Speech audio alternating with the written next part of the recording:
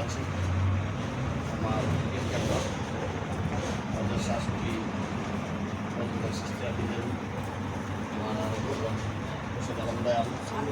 উপস্থিত আছেন সুপ্রিয় হিতাগত নবী লাভপুরি আরেকজন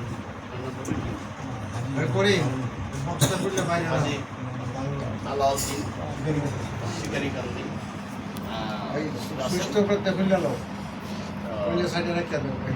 আমি আমার সাহায্য কামনা করে পোষণ করছি আজকের এই সিস্তে আল নিজামিয়া পাক দরবারের উদ্যোগে 18 জিলহজ মাওলা আলী বেলায়েত দিবস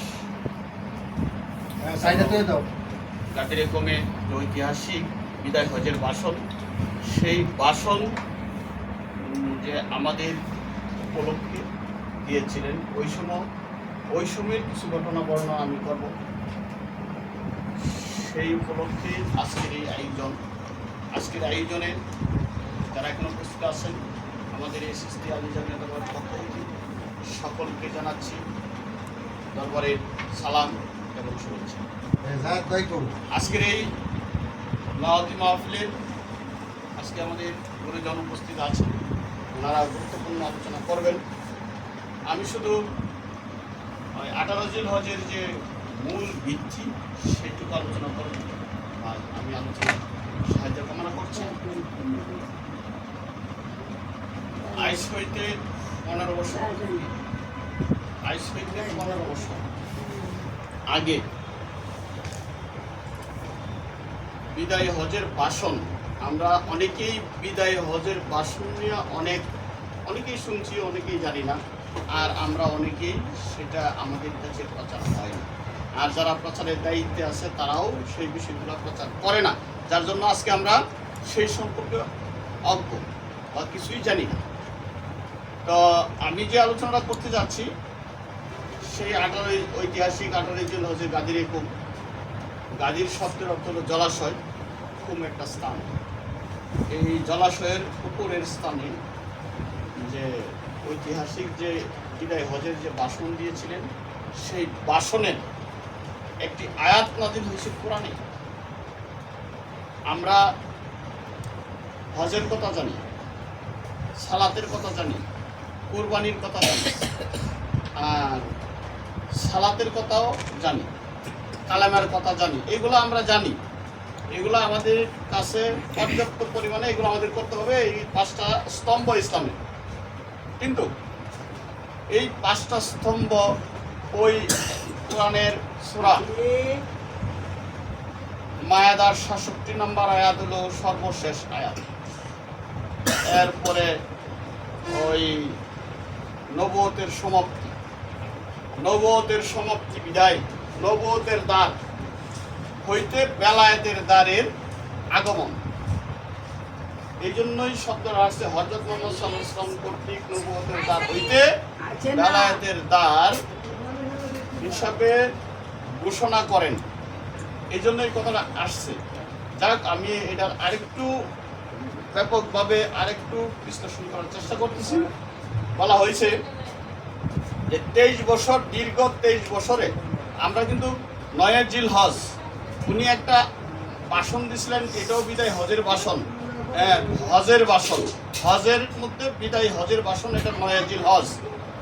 9 জিলহজে উনি একটা ভাষণ দিয়েছিলেন। ওই সময় যত হাজির ছিলেন সকল হাজির উপস্থিতি, এবং উনি যখন মদিনা হইতে মক্কা চলে যান, হজ শেষ করে সকল কার্যক্রম শেষ করে হাজিদেরকে নিয়ে, সাহাবীদেরকে নিয়ে যিনি মক্কা থেকে মদিনা যখন চলে যাচ্ছেন, তখন ওনার কাছে আল্লাহর তরফ হইতে একটি আয়াত ওনার কাছে আসছে, এবং আসার পরে উনি সকল সাহাবীদেরকে এই যে ওই কুম নামক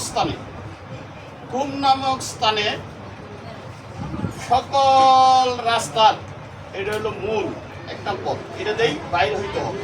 আর হেন থেকে বাইরে হয়ে যায় পাহাড়ের একটা আছে, এর থেকে বাইরে গিয়ে আরো 2-3টা রাস্তা আছে, যাওয়া যায় মদিনা। কিন্তু এই মদিনার থেকে মক্কার থেকে এদিকে বহু রাস্তা দেয়া, ঠিক ওই জায়গায় একত্রিত হয়ে পরে ওইদিকে যাইতে হয়। ঠিক সাহাবীদেরকে আগে প্রেরণ করা হয়েছে, যে যেখানে আছে তাদেরকে ফিরাও, যে আগে গেছে তাদেরকে ফিরাও, যে পরে আসতেছে তাদেরকে ফিরাও। আমার কাছে জরুরি একটা সংবাদ আছে, সংবাদটা সকলকেই পৌঁছাইতে হবে। এই জন্য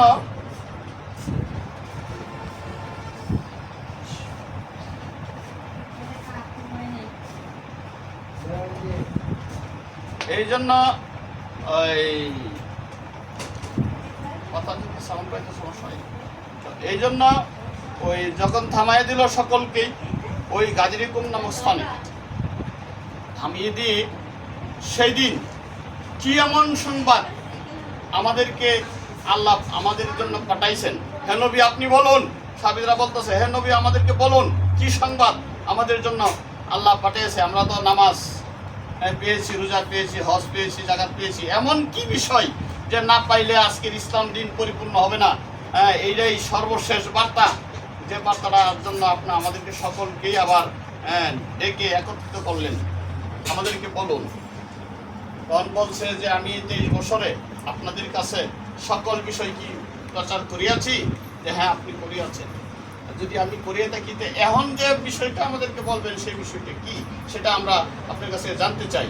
তখন বলল উনি যে ওই ঘোড়া মানে উটদেরকে নিয়ে আসলো আয়না একটা, যেমন আমরা মঞ্চ তৈরি করি, মঞ্চ তৈরি করি না ওই বিভিন্ন অনুষ্ঠানের জন্য, রাজনৈতিক কোনো প্রোগ্রাম বা বিভিন্ন প্রোগ্রামে এরকম মঞ্চ তৈরি করা হয়।